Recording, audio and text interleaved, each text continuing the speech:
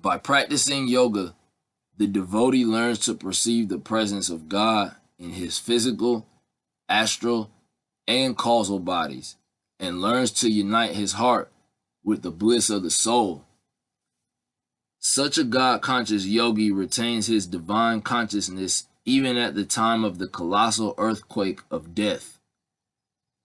In order to keep the continuity of God awareness at the time of the most important event, earthly transition, the yogi must be highly advanced. When the canary, in quotation, an ordinary devotee, in quotation, is caught by the cat, begin quotation, approaching death, in quotation. So it's saying that when the canary, which is the devotee, the ordinary devotee, is caught by the cat who is approaching death, it forgets its divine warblings and starts screeching in terror.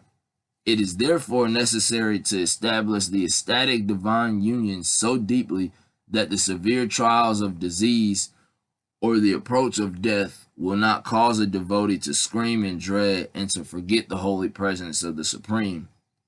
A great master, even during the state of a painful death, can commune with his Maker. The ordinary man's center of consciousness is the body. He is constantly troubled by its changes. He should practice meditation until he feels his consciousness centered on God. In that state, the devotee has no more concern about his body. He feels divinity within and without. When his mind, body, and soul are saturated with the Supreme, he can rise above all test of dire sufferings and the approach of death. Experiencing the unparalleled joy of the Supreme, the devotee forgets all pain. An ordinary man usually leads a reckless life, little understanding its purpose. He does not realize that his whole life is a spiritual military training school in which he should discipline his body, mind, and emotions to achieve victory at the final battle of death on the last day of his earthly sojourn. Lacking this realization, the mortal man finds himself unprepared for death. At that time, the soul, with its ego consciousness, gradually retires to the astral and causal bodies. Man's dimming mind is then disturbed by the awakened memory of all kinds of battling good and evil karma of this life and past life. Hold on, guys, I gotta pause.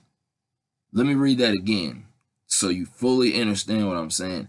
At the time, the soul, with its ego consciousness, gradually retires to the astral and causal bodies, meaning you're dying. Man's dimming mind is then disturbed by the awakening memory of all kinds of battling good and evil karma of this life and past lives. Remember, Sanchez told you that upon death, you will remember, like, oh, shoot, I was a soul, and man, like, you remember Sanchez said that.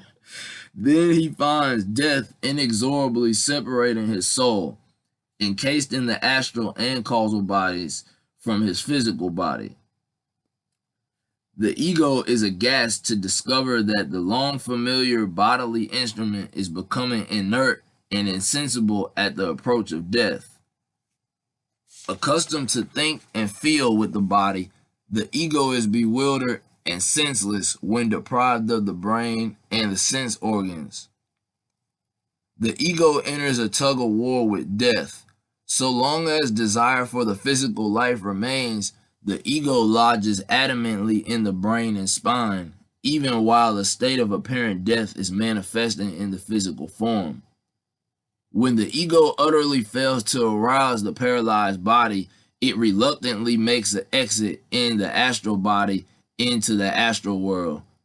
Then the ego sleeps for a while in the astral body or is conscious of life in an astral world. Man, that is so deep, y'all. You understand what it's telling you, like, yo, upon the death, like, yo, like, if you're not prepared to die, like, you're going to be trying to hold on to the body, trying to tuck yourself in the brain and stay in the senses, and the body is no longer responding, so you don't have a choice but to leave at this point. This is the moment of death. Like, yeah, like, you're really leaving. You see what I'm saying? And so it's telling you that when you transition to the astral world, that your ego will go to sleep in the astral body, or in the conscious life, or you'll be conscious in the astral world. See what I'm saying? Like, yo, this is deep stuff, y'all. All right, so let me continue. After a while, the ego begins to be disturbed by its innate subconscious material desires and by the muffled longing to express itself through a physical vehicle.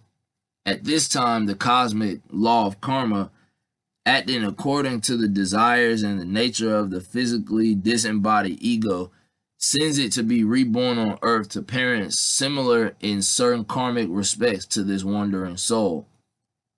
The parents to be unknowingly generate during coition an astral light of united positive and negative currents in their coccygeal regions, which is referred to the sperm and ovum. When the sperm and its genetic karmic potential for the father unites with the ovum and its pattern from the mother, there is a flash of astral light from this fertilized cell that attracts and guides the physically disembodied ego with its compatible karmic blueprint into the haven of its new primal cell of life. Remember, Seven Beaumont told you that. A yogi thoroughly trains himself throughout his life, practicing non-attachment to the objects of sense and harmoniously uniting his ego with his soul by disconnecting life force and mind from the senses. Thus, he can withdraw his ego at will from the material world. Meaning you can go straight into the astral plane by sitting down and going to meditate. Then, by sensory motor relaxation, he learns to withdraw his ego, life force, and mind from the physical body into the inner organs and spine. By voluntary relaxation, he withdraws his ego, life force, and mind upward through the 7 cerebral spinal centers and unites them with the bliss of the soul. Finally, he withdraws his soul, quotation, detached from its ego nature, his bodily operative consciousness, his life force, and his astral and causal bodies, end quotations, and unites it with spirit. Thus, an expert yogi who can merge his soul at will in God and who is free from all material desires does not ordinarily feel at the approach of death any physical or mental agony or the tug of war between death and the physical desires. Finding his karmic term in the bodily prison over, he gladly makes a grand exit. He does not again return to this world unless he is so commanded by God, for he has learned all the lessons that the earth was created to teach. Om Tat Sat. That's deep, y'all. Because remember, I told you, you are God. You are supreme. So that would be your choice to come into this world again. If you can master this life and learn how to escape the wheel of death and rebirth. Spirit light body, y'all, till I come forward, man. Wholeness.